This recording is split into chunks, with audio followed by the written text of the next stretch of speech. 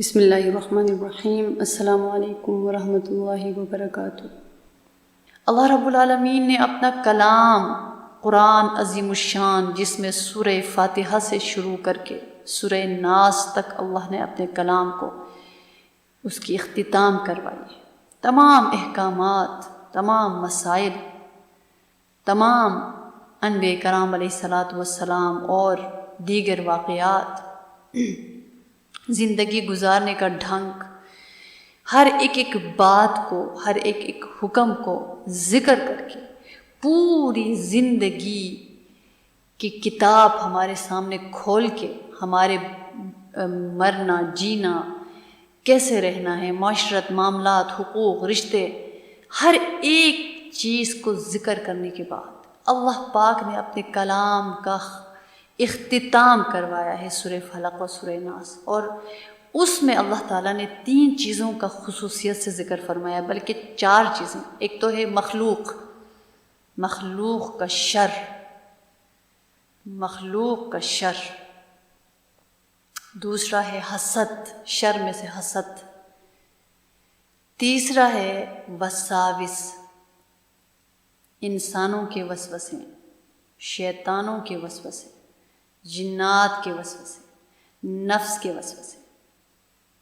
اور تیسری بڑی عجیب بات ہے کہ گرہوں پر پھونکنے والیوں کے شر،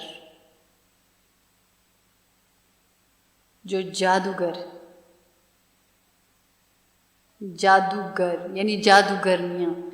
اب جادوگرنیوں میں ایک تو اللہ پاک نے واضح بتایا کہ یہ بھی اس زندگی میں ہے اور ان کے اثرات ہوں گے، تو وہاں پہ ہمیں پیغام دیا کہ ہم اگر بچ کے نہیں چلیں گے، سنبھل کے نہیں چلیں گے، اپنا خیال رکھ کے نہیں چلیں گے اور بڑا ایزی لے کے چلیں گے، تو بھائی ہم تو پھر اب اپنے کنٹرول میں تو نہیں ہیں۔ ہم اللہ تعالیٰ کی رحمت ہمیں آ لے گی تو پھر ہم بچ سکتے ہیں، لیکن اللہ کی رحمت کو حاصل کرنے کے ذرائع ہوتے ہیں، ان کو اختیار نہیں کریں گے تو شیطان وہاں ہمیں دبوچ لے گا۔ تو اس لیے رمضان کریم میں گناہگار بھی نیکوکار بن جاتا ہے، اور رمضان کریم کے علاوہ نیکوکار بھی گناہگار بن جاتا ہے۔ تو اپنے آپ کو سنبھال کے چلنا، اپنے آپ کو لگا کر اس دین کے ساتھ جوڑ کے چلنا کس قدر ضروری ہے۔ اور ویسے بھی موت تو شرک سے بھی زیادہ قریب ہے۔ اللہ فرماتے نا، میں تو شرک سے زیادہ قریب ہوں، تو اللہ پاک اس موت کو بھی بہت قریب رکھا ہے، اور پتہ ہی نہیں ہے کب ہمارے ساتھ کیا ہونا ہے۔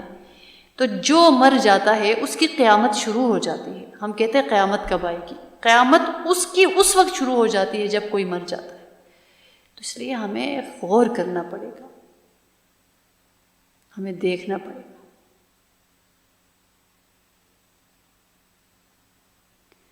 تو اس لیے آپ اپنے ارد گرد حالات حاضرہ، جو کرنٹ معاملات ہیں، ان کے اوپر غور کر کے دیکھ لیں کہ کیا ہو رہا ہے، کہاں کیا ایک افراتفری ہے، ایک عجیب معاملہ ہے دنیا میں۔ تو ہمیں اگر اب بھی ہم قرآن عظیم الشان سے نہیں جڑیں گے، سب سے پہلے تو اپنے رمضان کی حفاظت بہت ضروری ہے، کہ جو ہم نے کمائی کی ہے، کبھی بھی کوئی بھی بزنس کرنے والا اپنی کمائی کو لٹاتا نہیں ہے، اپنی کمائی کو لٹاتا نہیں ہے۔ آپ نے کبھی دیکھا ہے نا، برف تیز دھوپ کے آگے اس کو پھینک دے، منٹوں میں وہ پگھل جاتی ہے۔ تو انسان کی جو کیفیات ہے نا، وہ وہاں سے بھی، وہ برف سے بھی زیادہ کمزور ہے۔ یہ کیفیات کو بس ماحول چاہیے، موقع چاہیے، ایسے لوگ چاہیے۔ اگر یہ مواقع، یہ لوگ میسر نہیں آتے، انسان کے بگڑنے میں ذرا بھی دیر نہیں لگتی، انسان کے نگیٹو ہونے میں، انسان کے دین سے دور ہونے میں ذرا بھی دیر نہیں لگتی۔ اپنے نفس کو لگانا پڑتا ہے، بچے کی طرح اس کو بہلانا پڑتا ہے، اس کو سمجھانا پڑتا ہے، اس کو تھپکیاں دے کے لگانا پڑتا ہے کہ ابھی کر لو، ٹھیک ہے، پھر تمہاری مرضی مانیں گے، ابھی کر لو۔ یہ کر کے اس کو چلانا پڑتا ہے، ورنہ یہ ہمیں ورغلائے گا، اغوا کرے گا، بہکائے گا۔ تو اس لیے ہم اپنا رمضان کریم کے بعد جو یہ موقع ہے نا، یہ میرے لیے اور آپ کے لیے، کسی سے بات ہو رہی تھی کہ یہ بہت بڑا جاننا اگر چاہتے ہیں نا کہ میرا رمضان کتنا قبول ہوا ہے، تو یہ ضرور غور کیجیے گا کہ ہماری کیفیات کیا ہے۔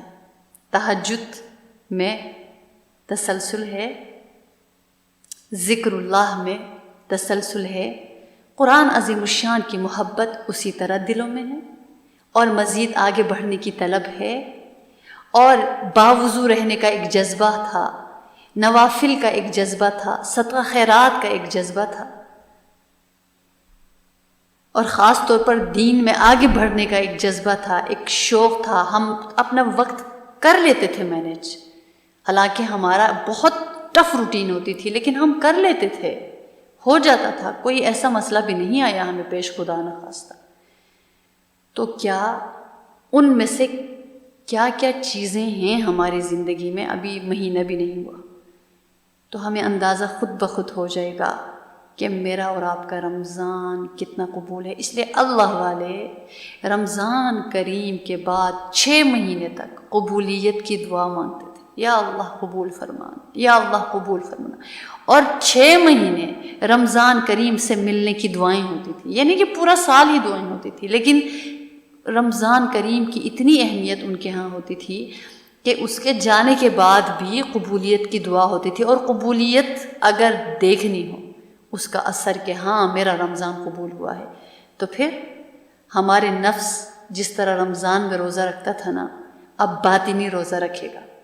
اگر سجدوں کی کثرت تھی، اب بھی سجدوں میں کثرت ہوگی، قرآن کا شغف تھا، اب بھی شغف ہوگا، یعنی ذرا ایک سٹیپ آگے والا معاملہ ہوگا۔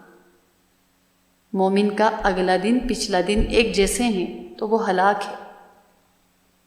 مومن کے اندر تبدیلی اندر سے آتی ہے،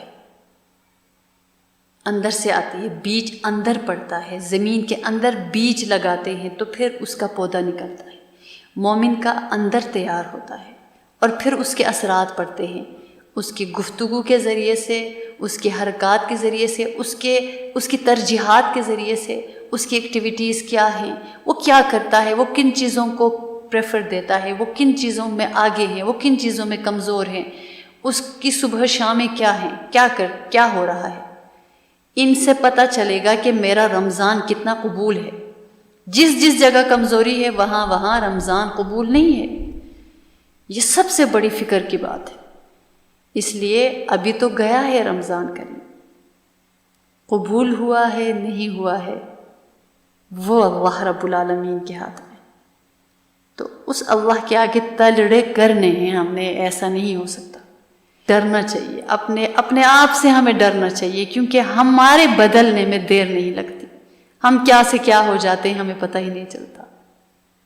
شیطان اپنا وسوسہ چیونٹی کی لکیر سے بھی باریک طریقے سے ڈال دیتا ہے، ہمارے اندر انجیکٹ کر دیتا ہے۔ اور انسان تو شیطان سے بھی بہت آگے ہیں وسوسہ ڈالنے میں۔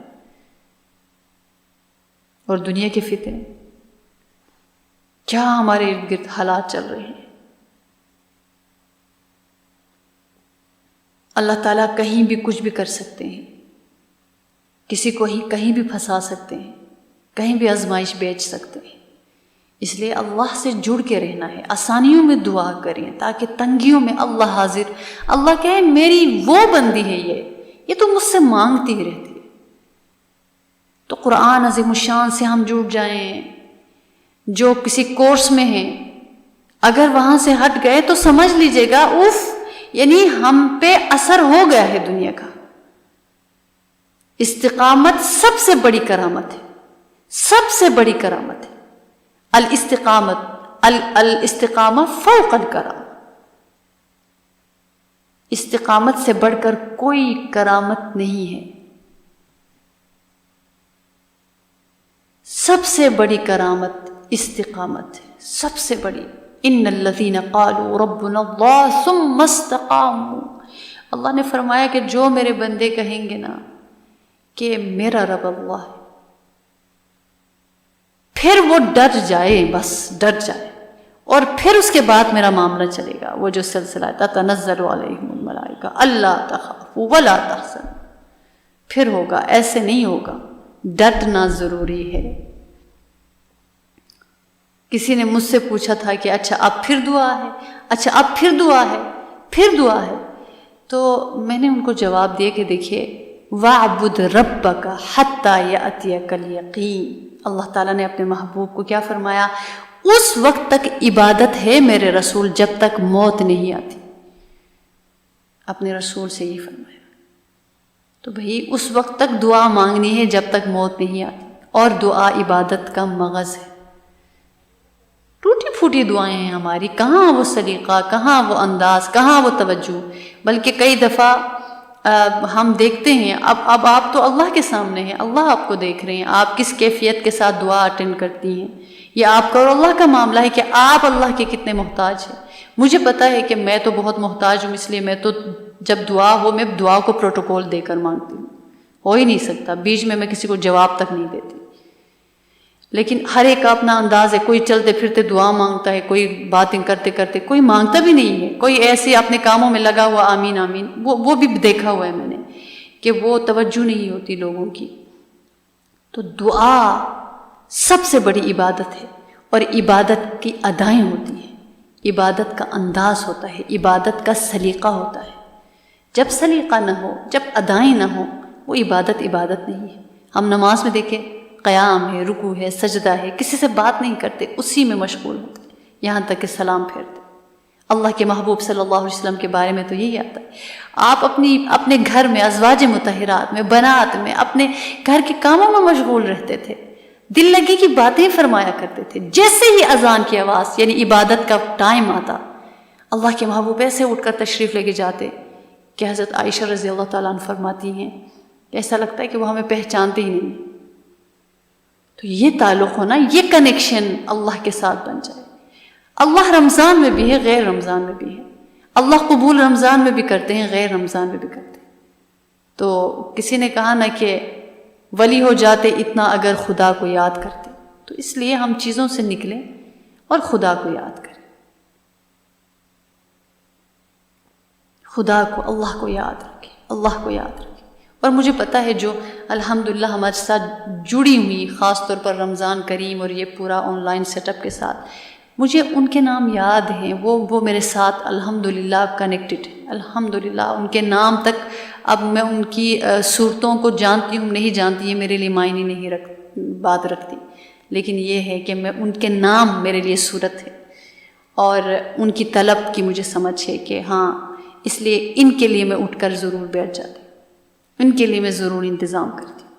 تو اللہ رب العالمین دیکھیے کہ اللہ پاک نے اپنے محبوب بلکہ اللہ کے محبوب صلی اللہ علیہ وسلم نے ایک صحابی، غالباً حضرت علی رضی اللہ تعالیٰ عنہ یا دوسرے کوئی صحابی، ان سے فرمایا کہ کسی جگہ بھیجا جہاد کے لیے، کسی مقصد کے لیے، فرمایا کہ دیکھو اگر تمہاری وجہ سے ایک بندہ بھی کلمہ پڑھتا ہے نا، یہ سرخ اونٹوں سے بھی بڑھ کر، تو اگر ایک میری بات کی وجہ سے اگر آپ میں سے کوئی ایک بھی اللہ سے جڑ جائے نا، میری فتح ہے، میرے لیے صدقہ جاریہ ہے وہ، اور پھر آپ کسی اور کے اور کوئی اور آپ کے لیے صدقہ جاریہ ہے اگر آپ اس سلسلے کو رکھتے ہیں۔ تو اس لیے ہم جمع ہوتے ہیں ایک لالچ کو لے کر، ایک طمع لے کر، لیکن یہ طمع خالص ہے، یہ لالچ خالص ہے، وہ کیا ہے؟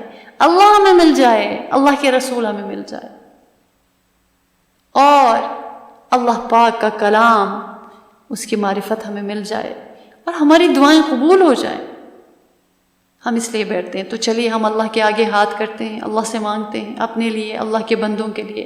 ہم کہتے ہیں نا کہ کسی کے لیے ہم کچھ نہیں کر پا رہے، فلسطین کے لیے ہم کچھ نہیں کر پا رہے، لیکن یہ کہ میرے تو دل میں ہے ہر لمحہ ان کے لیے دعا ہوتی ہے، ہر لمحہ ہم ان کے لیے دعا کریں، دعا مانگیں۔ تو آپ دعا کے لیے ہاتھ اٹھائیے گا، ٹائم ہمارے پاس کم ہے۔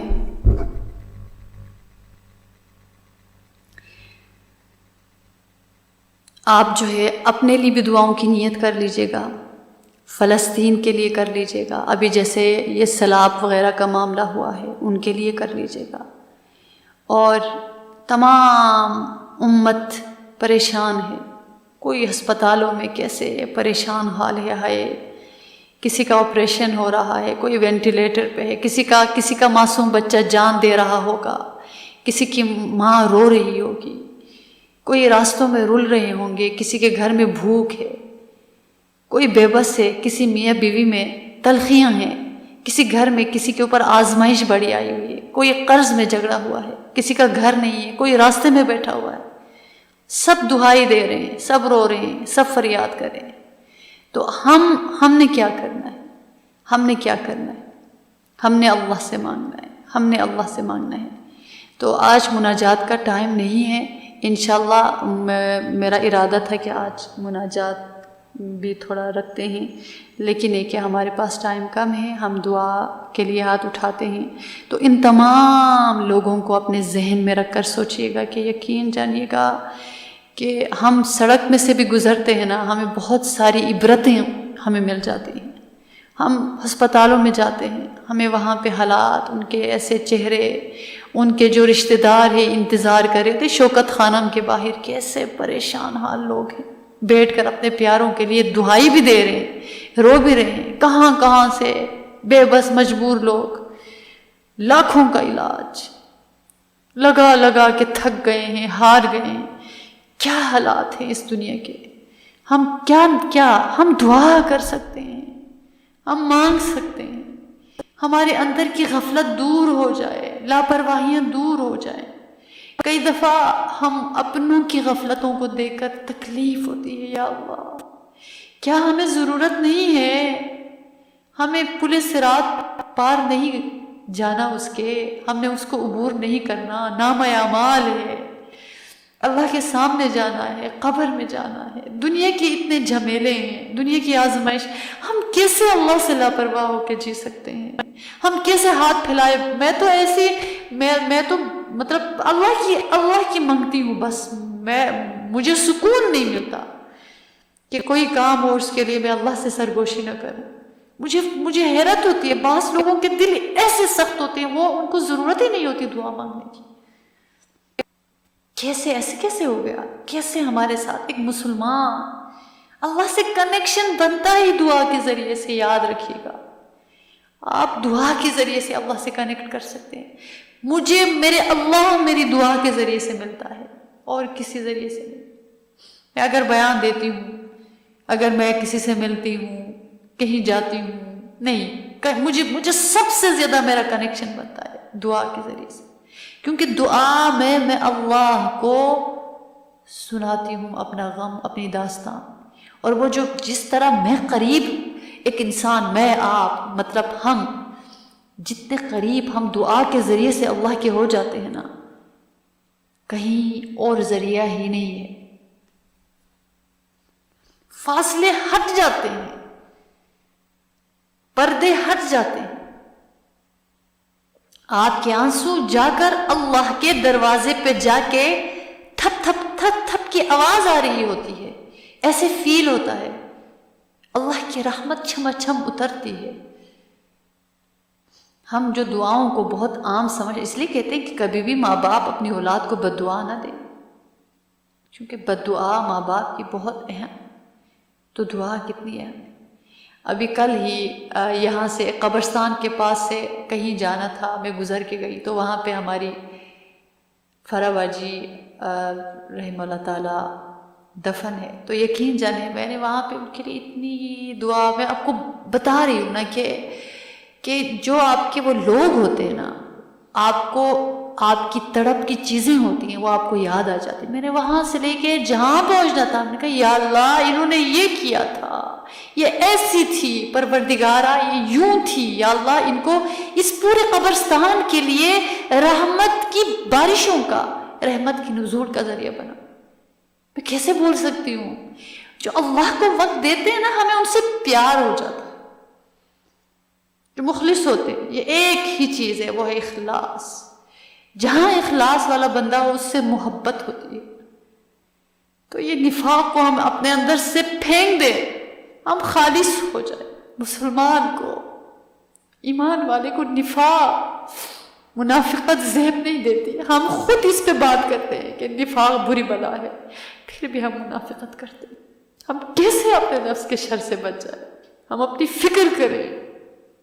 رمضان چلا گیا ہے، جنت کے دروازے بند ہو گئے ہیں، جہنم کے دروازے کھل گئے ہیں، شریر شیاطین کھل گئے ہیں، فتنے باہیں پھیلا کر ہمارے سامنے کھڑے ہیں اور ہمیں اپنا کچھ نہیں پتا. مجھے حیرت ہوتی ہے ہم قرآن عظیم الشان کے بغیر کیسے جیتے ہیں. ہم جڑ کے ہمارا مقصد زندگی اللہ کا کام ہے. یہ میں اس لیے نہیں کہہ رہی کہ یہ میں پڑھاتی ہوں، نہیں، کاش کس کی سمجھ آ جائے. نہیں کہتا میں اس کے لیے کام نہیں، یہ میرا کام میرے اللہ کے لیے، مجھے دھکے پڑے پتھر پڑے، میرا کام اللہ کے لیے، میرے رب کے لیے. بھلا میں کسی پہ کیا احسان جتلا رہی؟ میرے رب کا میرے اوپر احسان ہے. بادشاہ کا احسان ہوتا ہے نا جو اپنے دربار میں کسی کو رکھتا. اللہ کا کلام میں ان کا نام لے سکتی ہوں بھلا؟ میں اللہ کا نام لینے کی قابل ہوں بھلا؟ نہیں ہوں. میرے رب نے میری زبان کو روکا نہیں، میں نے ان کا نام لیا، پھر لیا، بار بار لیا. میرے رب نے مجھے روکا نہیں. کتنوں کو روک کے رکھا ہوا ہے، کتنوں کو اللہ نے رد کر دیا ہے. وہ اللہ کا نام نہیں لے سکتے، وہ ان کا کلمہ نہیں پڑھ سکتے، ان کے پیارے محبوب سے محبت نہیں کر سکتے. ان کو نہیں پتا ہم پر اللہ کا کتنا احسان ہے. ہمیں اللہ مل گئے، رسول اللہ مل گئے، کلام اللہ مل گئے، کتاب اللہ مل گئی. اللہ نے ہمیں ایک مقصد پہ جمع کیا. میری اور آپ کی کیا اوقات ہے؟ ہمارے جیسے کروڑوں کھربوں پھرتے.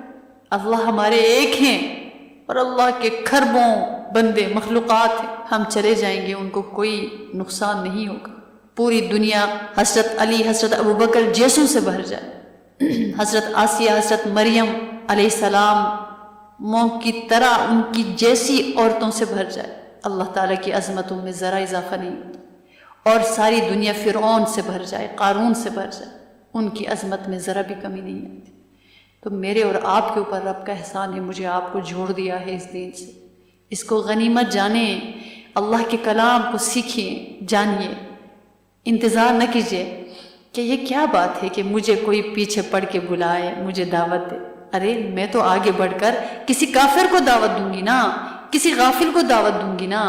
میں کیسے انتظار کر سکتی ہوں کہ مجھے کوئی فون آئے گا، مجھے میسج آئے گا تو پھر میں کہیں جانے کا ارادہ کروں کہ وہاں پہ قرآن عظیم الشان پڑھایا جاتا ہے. آگے بڑھ کے ہم کسی پر احسان نہیں کر رہے ہیں، آگے بڑھ کے ایک دوسرے کا بازو بنے، دین کا کام کریں.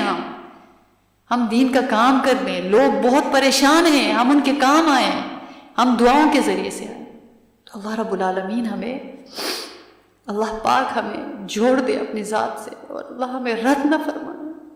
وہ بڑے بڑوں کو رد کیا کرتے ہیں، اللہ تعالیٰ جان بھی دے لیتے ہیں، قبول بھی نہیں کرتے. ایسے بھی اس دنیا سے گئے ہیں. شیطان سے بڑھ کر کس کی مثال ہو سکتی؟ ہم تو کبھی فرشتوں کو دیکھا بھی نہیں ہے، وہ فرشتوں کا امام تھا. ہم تو جنت کی تمنا کرتے تھے، وہ جنت دیکھتا تھا، اس کی عظمت تھی. ہماری تو کوئی شان ہی نہیں ہے. اللہ نے اس کو رجیم کر دیا، مردود کر دیا. ہم تو رہ بھی ایسے دور میں رہے جہاں پہ فتنے ہی فتنے، شکوک و شبہات. کبھی کہتا ہے عالم جو ہے ایسا ہوتا ہے، معلمہ یوں ہوتی ہے، جامعات ایسے ہوتے ہیں، مدرسے یوں ہوتے ہیں، مولوی ایسے ہیں، خطیب یوں ہیں، مسجدوں میں یہ ہوتا ہے، چندے لیتے ہیں، فلاں ہوتا ہے، اس کو نہ سنو، اس کو سنو، یہ نہ جاؤ، ادھر جاؤ. پریشان عجیب فتنوں کے دور میں ہم بس رہے. اللہ ہماری رعایت رکھے. تو اللہ سے جڑ جائے، ہم اللہ سے جڑ جائے.